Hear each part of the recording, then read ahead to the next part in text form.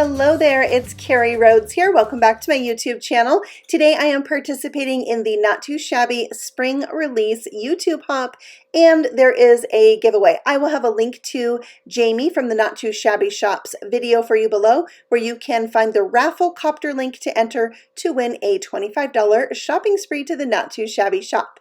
This darling stamp set is the Easter Wishes set, and this pretty paper is the Dots for Spring paper pack, part of the spring release. Now this paper is super cute. I love polka dots, so this paper is right up my alley. There are larger white polka dots on one side and smaller tiny polka dots on the other side, and there is like a dark and a light of each color. Oh, I love it. Now I am going to emboss some images, this little bunny from the stamp set, onto some Bristol smooth paper. I'm using VersaFine Onyx black ink to stamp out my images old school style with a clear block.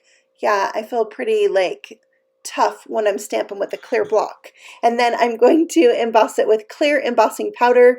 I will heat set that so the powder melts, and that will give me a little reservoir for watercoloring these images with my Zig Clean Color Real Brush markers. I have the paper pad sitting next to me, so I can just kind of figure out which marker is going to best match the paper I want to use. So for my purple bunny, I'm using the English Lavender marker. It is number 803, and then I'm using the colorless blender or the blender pen to blend that out. So it's, you know, watercoloring, but I'm not using water. I'm just using this clear blending brush. And I really wanted to go for a soft, kind of traditional or even old-fashioned look for today's cards. So you let me know if I achieve that or not. Does this look like that to you?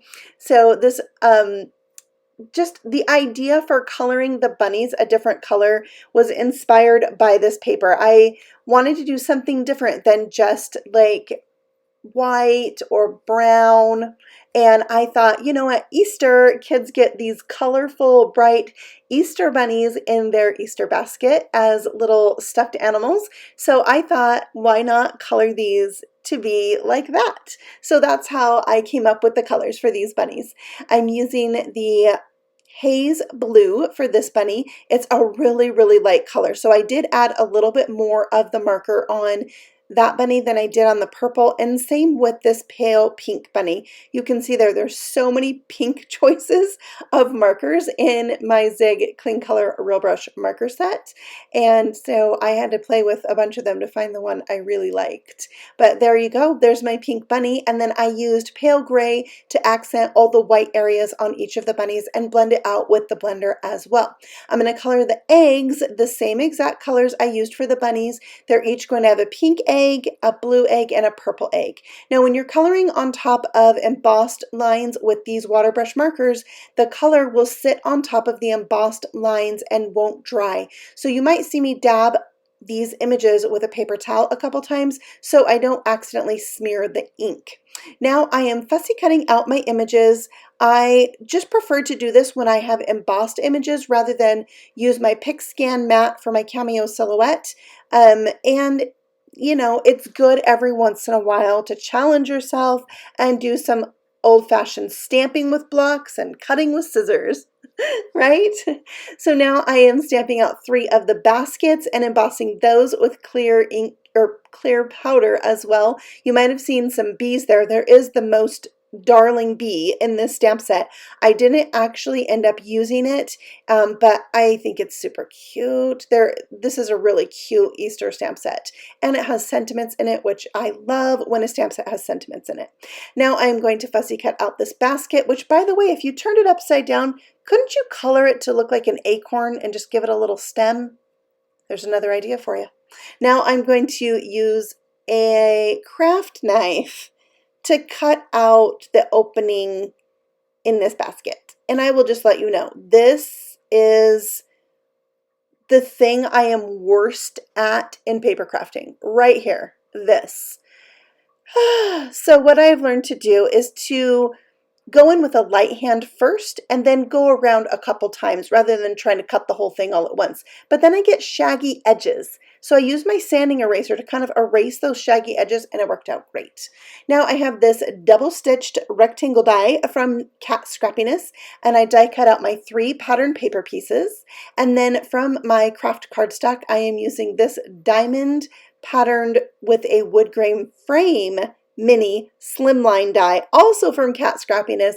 I'm going to cut 3 of those because I'm making 3 cards, and look how pretty those are. I love this die. I don't know what it is about it. I am a softie for anything wood grain, first of all, and then just the pattern on it, it's so farm looking. I don't know, I love it. So I'm gluing all 3 of those down to a piece of that pattern paper, and then I'm going to attach the basket with some foam squares. I did add a little liquid glue because it's going over a bumpy surface, and then I had a little wiggle room for it. The bunnies are also getting put on with some foam tape, and everything is over to the left-hand side, leaving room on the right for my custom sentiment. So I stamped Hoppy there. You'll see embossed with white. I didn't like them. I don't know, it just didn't stand out enough. So you'll see me redo those in a minute. I am die cutting the word Easter using my graham cracker alphabet from Trinity Stamps. I love this alphabet. I've used it a lot already. And now I am embossing those sentiments. Again, you see on the back side of this pattern paper with the tiny dots, using the VersaFine Onyx black ink and clear powder.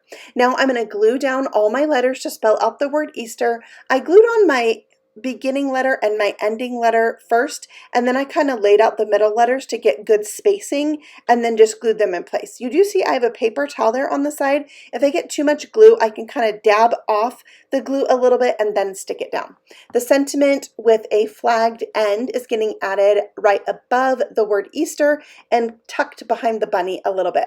I have some white twine that I'm tying into bows to put on the top of the basket because I feel like this Easter bunny is getting ready to load up the basket with all those eggs that he's holding precariously, and then maybe he'll hop in there himself, and that will finish off a very cute Easter basket. So this slimline card measures 6.5 by 5 3/4 and is scored at 3 1/4, and that fits this frame die perfectly with a little bit of a white border showing around the edges.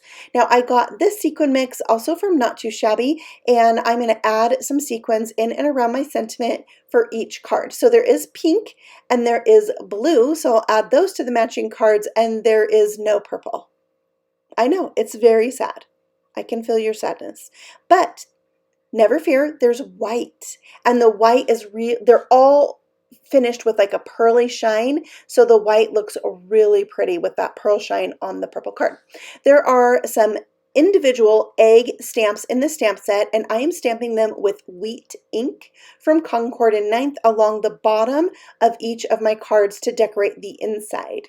And I am in love with these cards. I do love the kind of vintage Eastery feel of them, and I had so much fun coloring that bunny with my Zig Cling Color Real Brush markers.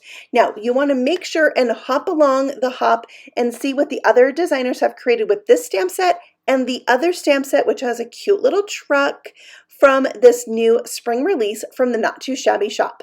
And as you go, make sure to leave comments, because that way more people will see the hop, and then you'll want to make sure and visit Jamie's video for the raffle copter to enter to win the $25 shopping spree.